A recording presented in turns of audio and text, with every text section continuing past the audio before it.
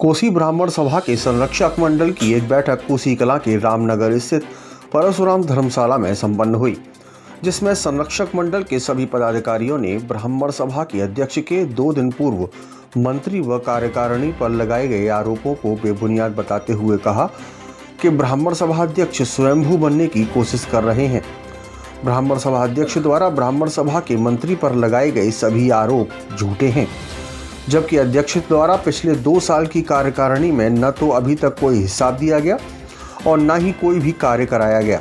संरक्षक मंडल के सभी पदाधिकारियों ने एक स्वर में यह भी बताया कि ब्राह्मण सभा के अध्यक्ष का कार्यकाल दिसंबर 2020 में समाप्त हो चुका है, उसके बाद भी वह जबरन अध्यक्ष बना रहना चाहते हैं। सुभाष चंद्र शर्मा जी 4 बार है 2020 से ब्राह्मण सभा कोसी के अध्यक्ष नहीं है। क्योंकि ये जो चुनाव हुआ था ये 5 बार है 2018 को हुआ था। इसमें बाकायदा उस दिन ये नियम लिखा हुआ है कि इस कार्यकारिणी का कार्यकाल चुनाव तिथि के केवल 2 वर्ष तक मान्य रहेगा। 2 वर्ष से अधिक समय होने पर स्वतः ही अमान्य हो जाए। इसलिए वो 4 बार है तक अध्यक्ष थे, उसके बाद वो अध्यक्ष नहीं है। किन्हीं कारणों बस कुछ समय के लिए लगभग महीना सवा महीना के लिए डिले हो गया, तो जो है इसलिए दोबारा चुनाव की तिथि 31 जनवरी घोषित की गई। उनको 2 बार लेटर दिया गया श्याम बिहारी प्यालीवाल के द्वारा। उन्होंने अमान्य कर दिया, नहीं लिया।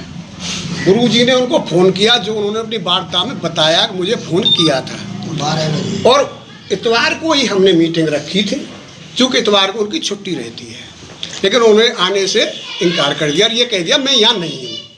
एक बात। अब दूसरा पॉइंट सुनो, मार्गदर्शक मंडल को किसने बनाया ये वो कहते हैं। तो हम ये पूछते हैं तुमको किसने बनाया?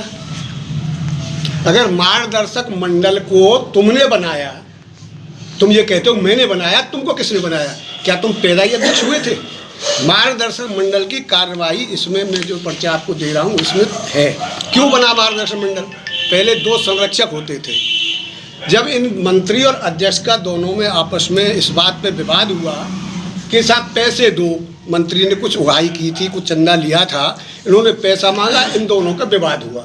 विवाद में यहाँ जो है आम सभा बुलाई गई।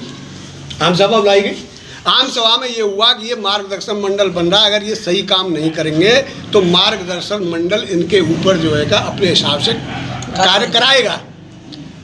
इसके पश्चात भी इनकी जब बात नहीं बनी तो वो कहते मंत्री नहीं है। मंत्री ने इस्तीफा सुभाष चंद्र शर्मा को नहीं दिया। वहीं ब्राह्मण सभा के पदाधिकारी RN भारद्वाज ने भी अध्यक्ष द्वारा लगाए गए सभी आरोपों को झूठा बताते हुए कहा कि अध्यक्ष के कार्यकाल समाप्त होने के बाद 31 जनवरी को अध्यक्ष व मंत्री पद के लिए चुनाव होगा। उन्होंने ब्राह्मण समाज के समस्त लोगों से 31 जनवरी को चुनाव में सम्मिलित होने तथा अध्यक्ष व मंत्री को चुनने की अपील की है। हमने इनमें विवाद इन दोनों में था। पहले तो एक सामान्य बैठक बुलाई पूरे समाज की, उस समय भी इनके बीच में सुलह करने का वो प्रयास हुआ, लेकिन इन्होंने नहीं किया। फिर उसी समय फिर हम लोगों की जो कार्यकारिणी वो थी संरक्षक मंडल, उसने भी 2-3 बार बैठक बुला करके प्रयास किया, लेकिन इनमें कुछ नहीं हुआ। उसके बाद भी मैंने व्यक्तिगत रूप से बड़े प्रयास किए, इनको भी और सुभाष जी के साथ में बैठ करके, इन दोनों के ही साथ में बैठ करके, लेकिन फिर भी इनमें कोई वो नहीं हुआ। और अब 2 साल पूरा, अब इन्होंने रेजिग्नेशन दे दिया 5-6 महीने पहले। तो ये देख कर के अब 5-6 महीने का टाइम और है भाई, ये 2 साल जैसे हैं वैसे निकल जाए, उसके बाद में 2 साल बाद चुनाव हो जाएगा, स्वतः ही इनवैलिड हो जाएगी। तो इन्होंने भी कंडीशनल दिया कि मेरा तब स्वीकार किया जाए कि मेरे इस्तीफा स्वीकार होने के बाद में आप चुनाव कराएं, इस तरीके का कंडीशनल था। तो हमने परिस्थिति को देखते हुए हमने कहा भाई चुनाव न हो, इसलिए ये 5-6 महीने गाड़ी को खींचा। अब टाइम हो गया, उसके बाद में पिछले दिसंबर में एक बैठक हुई और उसमें एक निर्णय हुआ था कि चुनाव कराया जाए और चुनाव से पहले इन दोनों को वो दी जाए, नोटिस भेजा जाए कि फलानी अब कि आप में वो नहीं हुआ है, कार्यकाल का पूरा हो गया है, वैलिड इनवैलिड हो गई है आपकी कमेटी, इसलिए नया चुनाव कराया जाए।